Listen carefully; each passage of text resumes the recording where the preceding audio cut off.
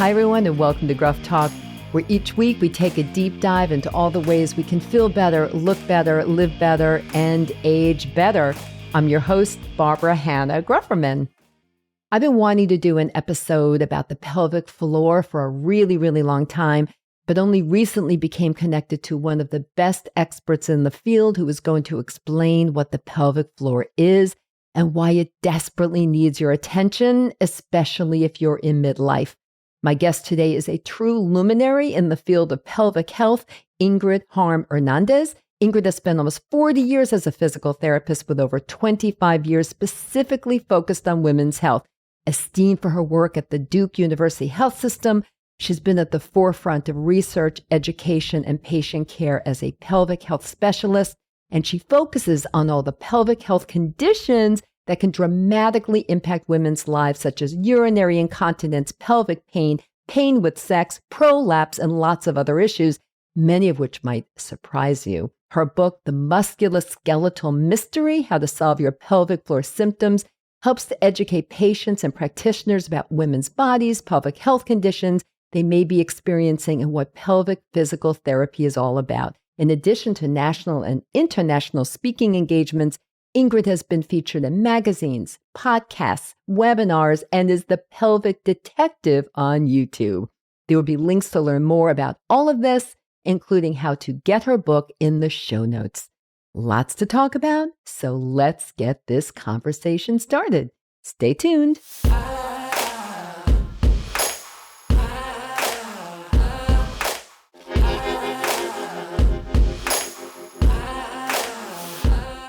Hello, everyone, and welcome back to GRUFFtalk. I'm Barbara Hannah Grufferman, your host.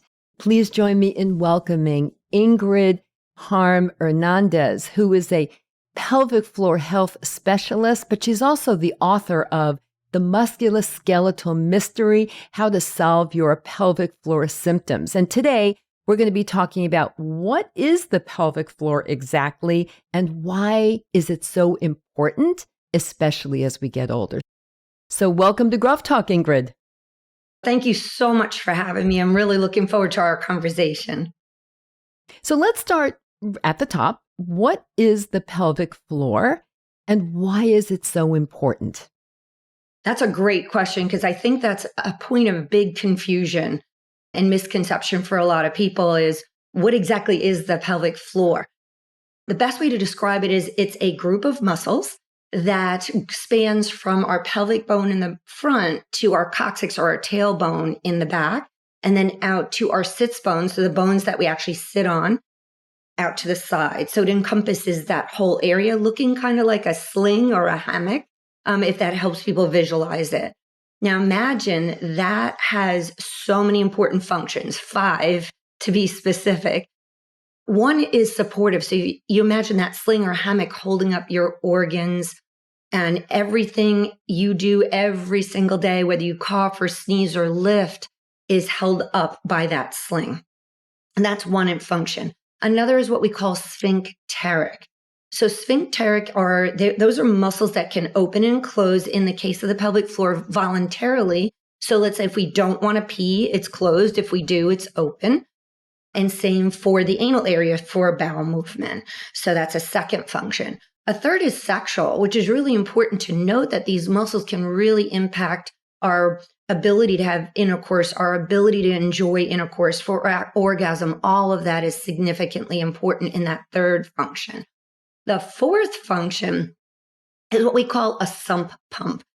And basically that's to help pull fluid out of the pelvic cavity so it doesn't kind of sit in the pelvic cavity. And then the fifth function is super, super important for the whole rest of our body. It works in tandem with our body, our core, and we can talk a little bit about what core is at another time too. It really works in tandem with our core to be able to have our body function in everyday life, everything that we do. So you just described the function of the pelvic floor and basically where it is in the human body. Is the pelvic floor actually just a series of muscles? And why is it, why is it called very often the hidden muscle? Yeah, I think the hidden muscle is probably a multitude of reasons, but some of it is because we've been kind of used to having people just say it's down there. I don't want to talk about it. Whether there's taboo, there are many different reasons why we don't want to talk about down there. So it becomes an unknown because of that. But it also is an unknown because people don't realize they are muscles. And there are a series of muscles that are specific to incontinence, muscles that are specific to orgasm. It's all of that combined. But because people don't realize it, which is why I called my book The Musculoskeletal Mystery, How to Solve Your Pelvic Floor Symptoms, is because people just don't understand that those are muscles and they function like any other muscle in your body. So just like you were to use your bicep, the pelvic floor works the same way, but has lots more functions than just the biceps alone. Yeah, it really does have a lot of functions. And what are the most common symptoms that a woman might experience after she's gone through menopause? Maybe she's gone through childbirth.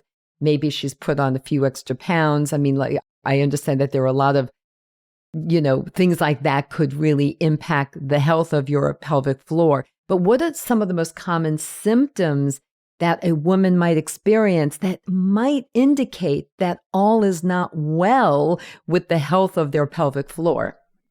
Yeah, I'd say probably the most common would be urinary incontinence.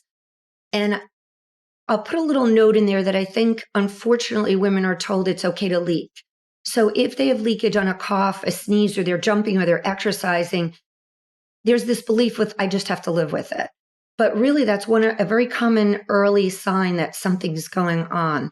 Another sign might be pain with intercourse. The tissues get dry. We're also told during menopause that, so sex is going to start to hurt. It's going to be uncomfortable. You might not orgasm.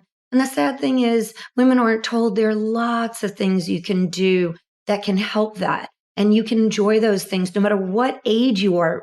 It really, really doesn't matter what age you are, you can enjoy those things. And then some other things I'd say, some signs and symptoms, especially for those who are getting a little bit older, is prolapse, which is a condition where organs start to kind of push through the vaginal canal. And what the woman will experience is like a bulb or pressure at the vaginal opening. And it can be quite scary. A lot of women think, I've got cancer or so forth. It's good to have it checked out, but it actually is pretty common during the menopausal years and what I call the fourth trimester. So what happens in that case is like the muscles that are together creating that sling, as you described it, just start to break apart. They're just not like strong enough, or it bends. Like you could picture a sling that's kind of like, a little rubbery going down, further down as the organs get too heavy to hold them. Is that what's happening?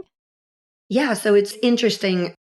Exactly what we were talking about earlier, the sling idea. If you think of that as a hammock, and that hammock starts to bulge and your bottom hits the ground instead of being suspended above the ground, you kind of have to think of the pelvic floor that way.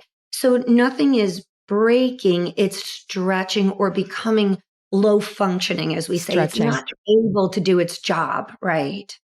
And how do things like, which I mentioned, childbirth, menopause, and then, the drops in estrogen and possibly not being at your healthiest weight, how can those contribute to, I don't know, is deterioration of the pelvic floor the best way to put it, or just an unhealthy pelvic floor, or symptoms with your pelvic floor? How do those contribute, and what are some other things that might contribute? Yeah, so I think symptoms of the pelvic floor is a good way to look at it. Or a low functioning pelvic floor is just not able to do its job. And yes, things like being overweight, smoking, even chronic cough conditions, pregnancy. So think of the pregnancy, the weight of the pregnancy down on the pelvic floor for those 9 months, and then the process of giving birth. All of that increases it. And then as we get older, because those tissues are estrogen driven, we get the dryness that people talk about, but we also have an increase in the rate of weakening of the pelvic floor, which is why it's so, so very important to take care of it as early as we can. When we first witness some of those symptoms like incontinence or constipation or prolapse, take care of it right away so that we can prevent those things from happening later in life. About 6 or 7 years ago, I was the spokesperson for a new product that was from Procter and Gamble, major packaged good company, called Always Discreet, and was specifically created to help women who had leaky bladders, as they called it. They didn't want to use the medical term of incontinence, but a leaky bladder from some of the reasons, like you said, coughing or laughing too much or anything like that could cause a little bit of a leak. And there were degrees, of course. And some of the statistics that I used when I was going around the country talking about this issue for women, very common, is that 40% of women over 40 experience some level of bladder leaking, which is really incredible. It can be embarrassing. I remember interviewing women who did experience it, very embarrassing, caused them to not exercise, caused them to not have sex, caused them to not even go out if it was severe enough. So that really is a really big issue. And my guess is, given all of the things you've already shared with us, it sounds like that could be the biggest indicator of, and maybe even the most common indicator, that things aren't completely well with your pelvic floor. So now that we have an understanding of the anatomy of the pelvic floor, where it is, its functions, the 5 key functions as you described them early on, and some of the symptoms that might indicate that there's some issue that you need to focus on, what are some of the things that people can do? And it's like a 2-part question, really. One is to prevent having a low functioning pelvic floor, as you described it, for those who don't have any of these symptoms yet and hopefully never will. And then part 2 is for those who are experiencing these symptoms, what can they do? So if you could please tell us that. Yeah. There's like 2 sides of that for an answer as well.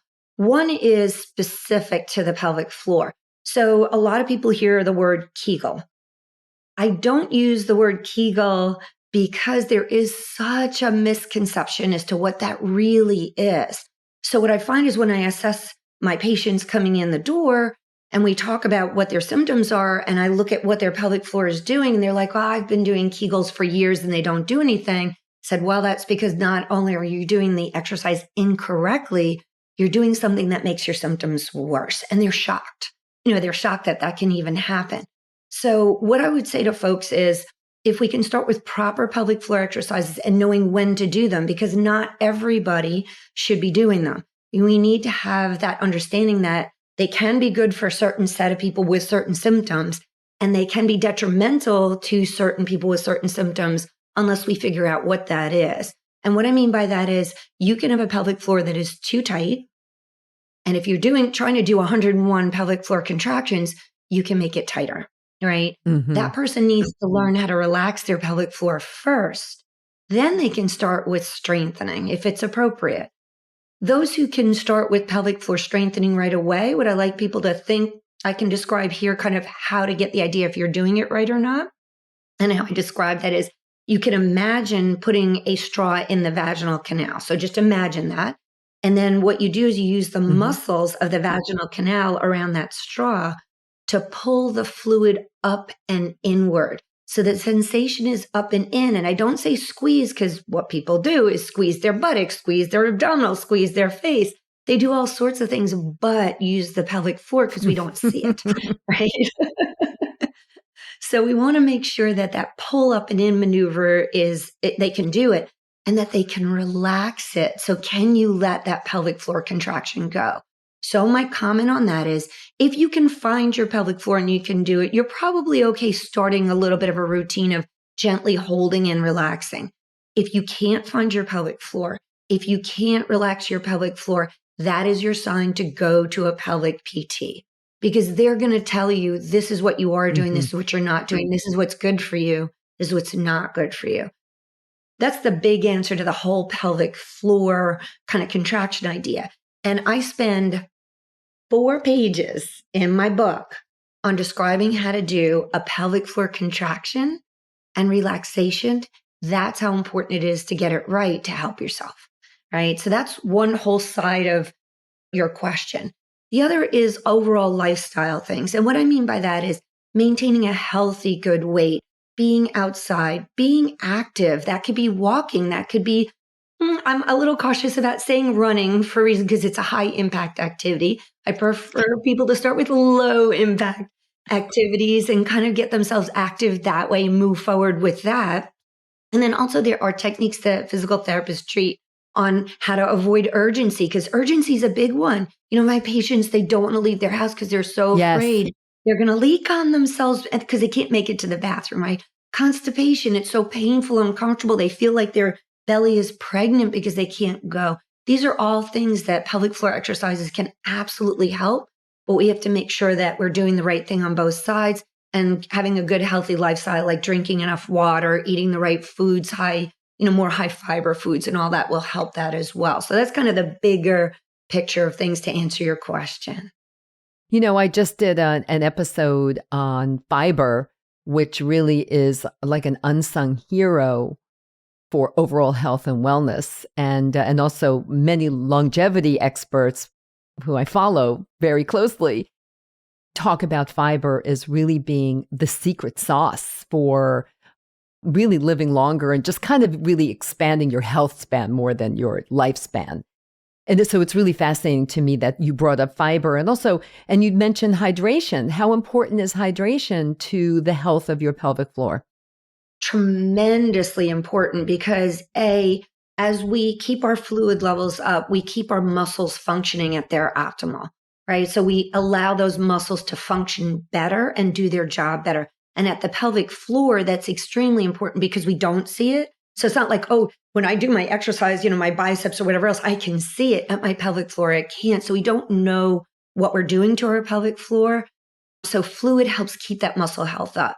If we talk about tissue health, especially during menopause, it's extremely important because if we dry our body out, we dry out what are called mucosal membranes. So our eyes, our nose, our pelvic floor, our mouth are all mucosal. They should always have moisture there. So if we're not drinking enough water, we're not producing that moisture. And that could be painful in daily activity, painful in urination, painful in sex.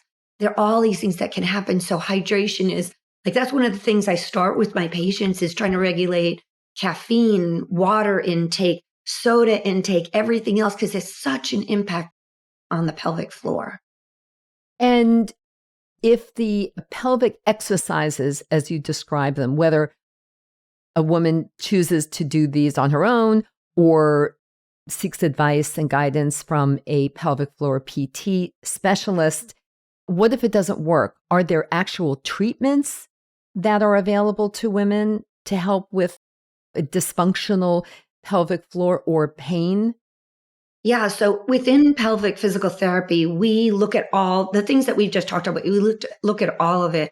So when I do my interview with my patients, I'm asking about every single component that we just talked about, even if they said, I'm just coming in for incontinence. Because invariably, someone who comes in for incontinence might also have constipation, might have pain with sex, and no one has talked to them about it. I have so many patients say, no one asked me those questions. No one wanted to know if I was having pain with intercourse because I was talking about incontinence or whatever it may be, right? So talking about all those things helps us then set up healthy lifestyles. So in pelvic PT, you don't just get the pelvic floor exercise or use of biofeedback, which we may do that. That's a unit or a device that helps us have the patient actually see what their contraction and relaxation is and helps them teach that.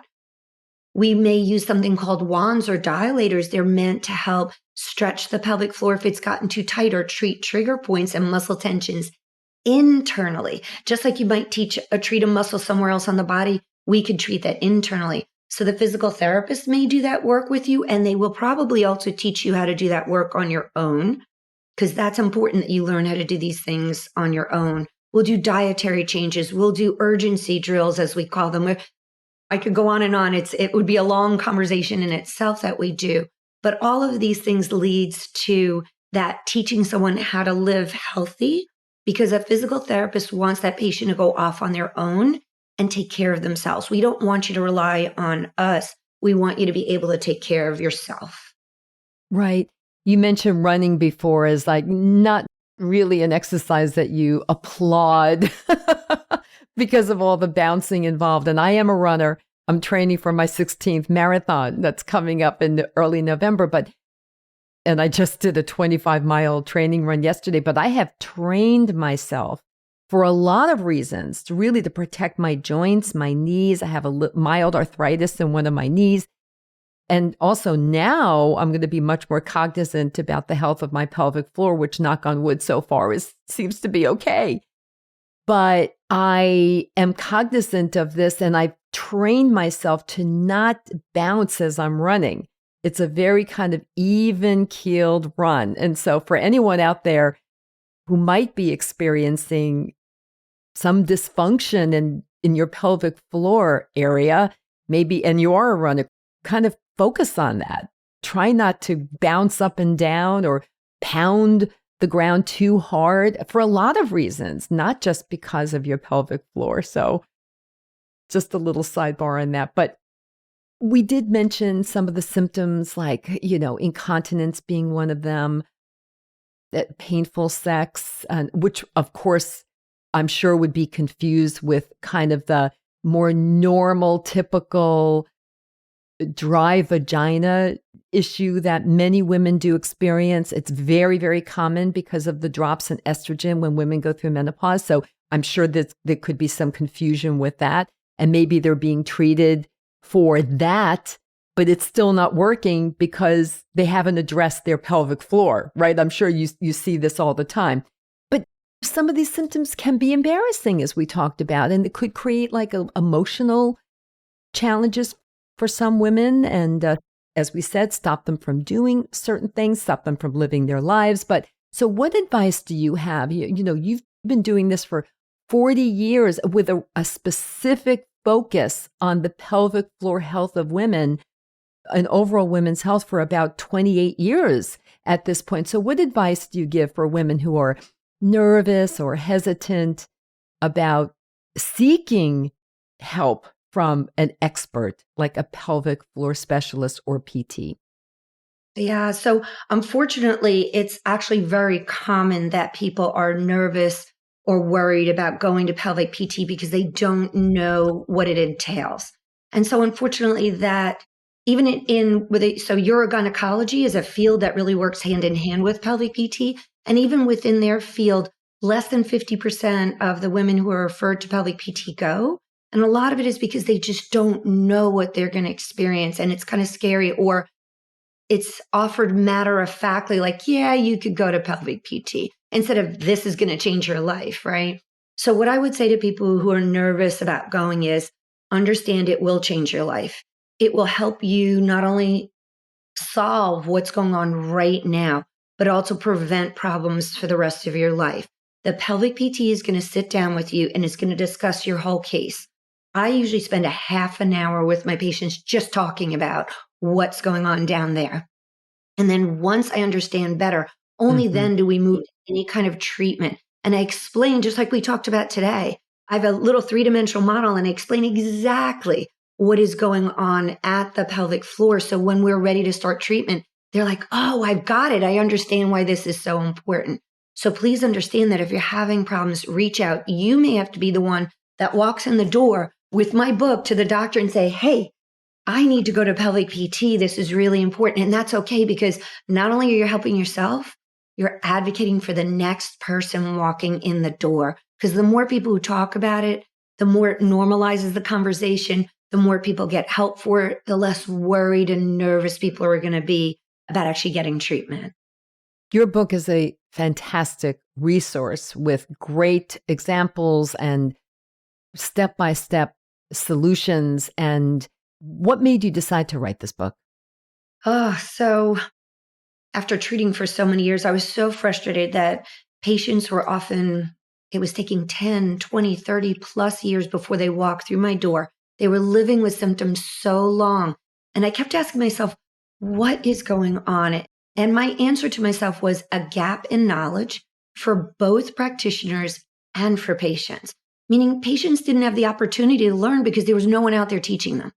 And doctors and nurses and PAs don't necessarily learn this in medical school. So they don't necessarily jump to this as being a first line of treatment, yet research shows it should be a first line of treatment. It's a conservative, effective method to go to pelvic PT, right? So what we have to realize is there's this resource out there that is available for people, but they don't know it's there.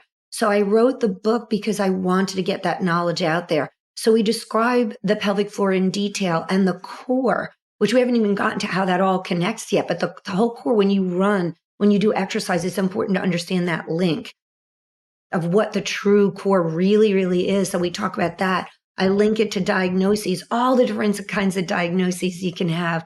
I link it to, hey, what would you get in an assessment? What would you get in treatment? There's a whole section on self-care. What do you start doing to help yourself? And if that's not enough, it's time to go to pelvic PT. And then there's a section in the back on how to avoid Dr. Google, because I have so many patients who come in and are so afraid of, what's happening in their body, right? So we don't want Dr. Google dictating kind of what we do and what we learn. The book is that reputable resource. So that's my goal, is to educate people across the broad spectrum so everybody's talking the same language.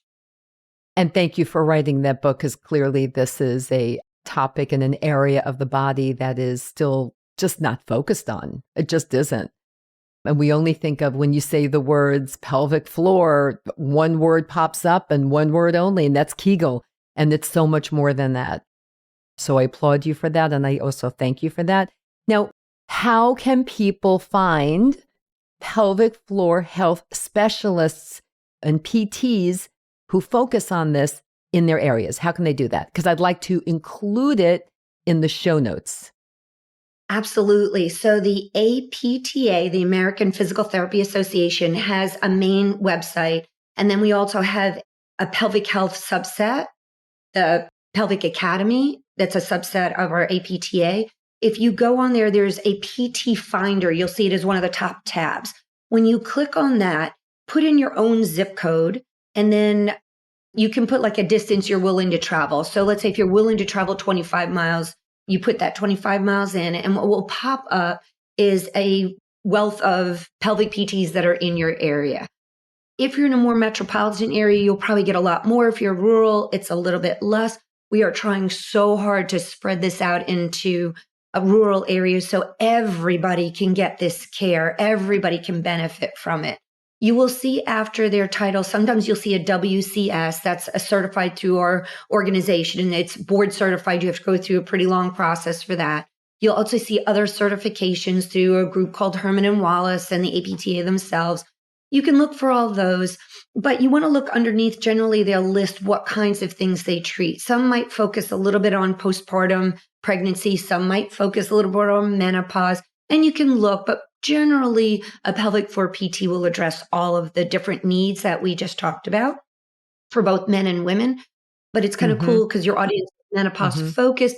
You can sometimes see that they focus a little bit more on menopause and the needs that occur during the menopause. And that's before. So perimenopause, menopause, and post. It's a long time frame. It's not just a couple of years when you're 60 years old is what people think. No. Some women start actually in their 30s. And some don't go through it until long into their 50s. No, it's ongoing. And I'm glad you brought that up, because this is a commitment. I mean, it's a lifelong commitment, just like eating well, exercising other parts of your body. I think everyone has to understand it's like, oh, I'm going to do this and fix it, and then I'm done. Done? No. It's a commitment that you are going to be making to keep your pelvic floor healthy and functioning well. So keep that in mind, everyone. Whether you DIY with the guidance from, let's say, Ingrid's excellent book, or you do see a specialist, whatever path you choose, please remember that you're making a commitment to keep this part of your body healthy. You remember from the beginning of the conversation, 5 very important functions. And there's even more than that. We took a deep dive, but you could go even deeper. And that's why I'm recommending that you read Ingrid's book. So Ingrid, this was a really great conversation. We covered a lot.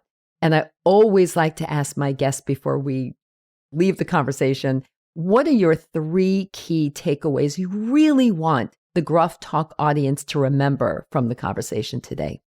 Yeah, so I'd say one of the first ones is, we kind of touched on it before, is that these conditions are common. They're not normal. We don't want people to think that it's okay to live with painless sex and incontinence and constipation. It's not okay. We want to normalize the discussion around it. So exactly what you're doing with your podcast, which is, I applaud you, so awesome, is to open the conversation up and get people comfortable with talking about it. That is on the practitioner and the patient side. Everybody needs to be more comfortable about talking about down there. We need to bring that to light and have people feel comfortable and confident that they can take care of themselves, right? I think those are huge, huge points. And then the third one I'd say is, understand there's help out there, right? You don't have to live with these conditions. You're not alone. There's so many people, as we talked about the statistics, there's so many people who live with these conditions. So please, please seek out the help. Look for good information on it. Listen to all the different things that can help you, and you'll be on a good path to healing and getting better and getting that pelvic floor working. And it's a beautiful part of our body. We shouldn't think it's something we don't talk about. Understand it's a beautiful, great part of our body that's got lots of function with not much recognition. Yeah, that's so true. It really isn't focused on, and I'm guilty of that too. And people can get overwhelmed, Ingrid, like think, oh my gosh, another body part I have to focus on. Like I want to focus on my brain health and my heart health and my bones, which is a really big initiative of mine personally. But everyone, you have to just get started and it'll become a routine, focusing on your pelvic floor. It's a commitment. You want to keep it healthy. You want to get it healthy. You want to keep it healthy. You want to keep it functioning at a high level for the rest of your life, because that is how you will age better. Ingrid, thank you so much. I really appreciate the time you gave us all today, and I hope you'll come back. Oh, thank you so much for having me. I'd love to come back. We can make some more deeper dives into certain topics. I'd love it. Yeah. Thank you. Thank you. Okay, bye-bye. Bye. Thanks for tuning in, everyone. If you enjoyed this episode of Gruff Talk, please do 2 things. First, share it with all your friends and family, and subscribe to Gruff Talk wherever you listen to podcasts, including YouTube, so you never miss a single episode. Until next time, remember this: we can't control getting older, but we can control how we do it. Talk to you soon.